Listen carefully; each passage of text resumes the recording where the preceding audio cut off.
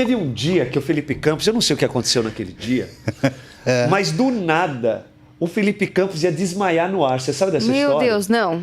Foi quando o Gugu morreu. Cara, eu não lembro exatamente o dia. Foi quando o Gugu morreu que eu comecei a me sentir mal.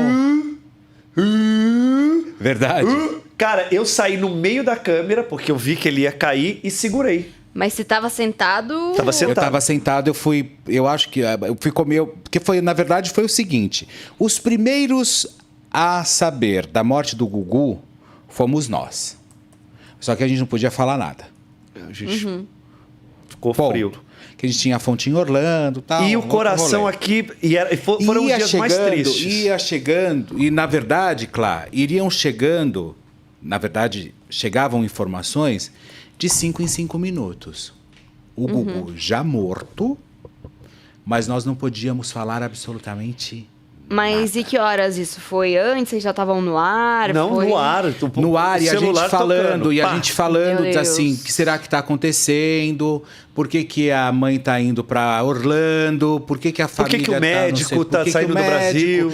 Na verdade, nós sabíamos, mas a gente preferia jogar os indícios para o próprio público tirar as conclusões e ok, beleza. Porque a gente entendeu também que aquele era um momento que a família tinha que falar. Não éramos nós que tínhamos que falar. Isso é uma história da família. A família que tem que resolver com todas as histórias. Os Estados Unidos têm um comportamento diferente do nosso. A pessoa morre e tem que ficar 48 horas esperando para ter plena certeza. Então, é uma história totalmente diferente. Só que nós somos muito fãs do Gugu, né?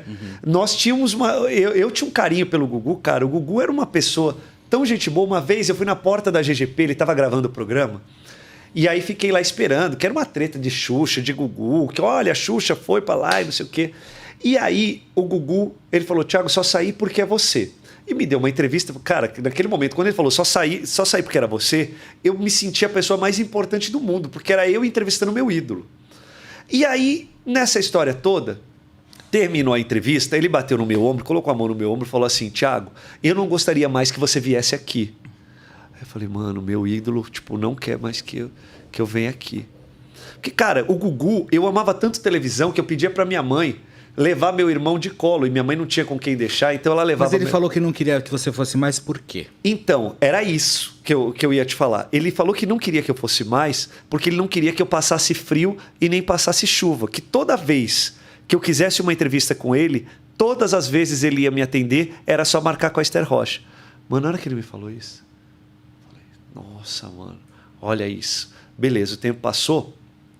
E aí eu fui trabalhar num programa e a primeira coisa que o cara falou assim, a gente viu aquela matéria que você fez com o Gugu, a gente quer que você fique lá na porta do Gugu e faça de novo.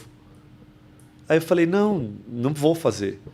Por que você não vai fazer? Eu falei, porque o Gugu falou que para eu nunca mais pisar naquela calçada sem avisá-lo. Que toda vez que eu quisesse uma matéria, que eu avisasse. Cara, eu pedi para a Esther, uma semana depois eu estava dentro da GGP, o Gugu me dando uma entrevista de 40 minutos, coisa que ele não fazia com absolutamente ninguém, não me privou de perguntar nada e abriu o coração. E, infelizmente, foi a matéria que eles ficaram usando o tempo todo. Por quê?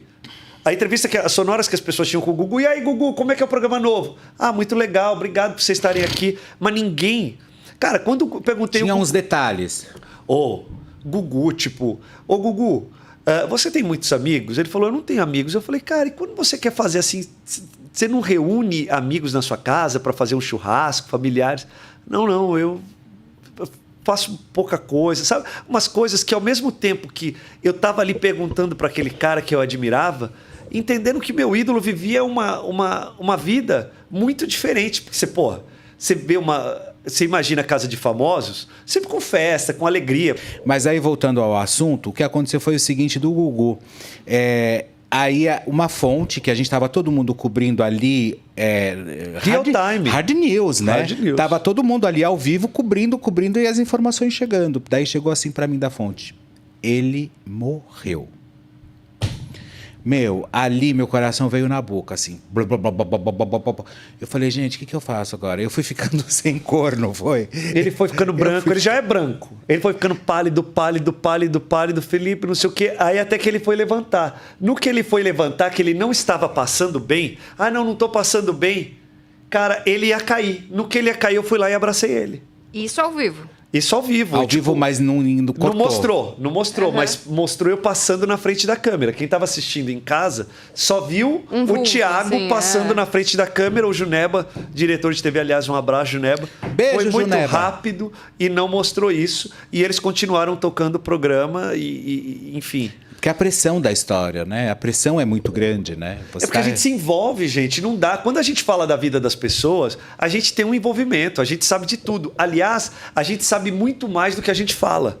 Muitas vezes a gente não fala tudo que a gente sabe. Essa foi uma das vezes que a gente não falou absolutamente nada do que a gente sabia. O nome dela é Jennifer, como chama? O Gabriel Diniz. Gabriel Diniz, nós estávamos ao vivo. Entendeu? Então, olha, essas coisas... O Boechat, minutos antes... Marília Mendonça. Entendeu? Marília Mendonça, a gente estava cobrindo... Na hora. Na hora. Olha, e aí eu estava com a imagem aqui. Eu falei, ó, gente...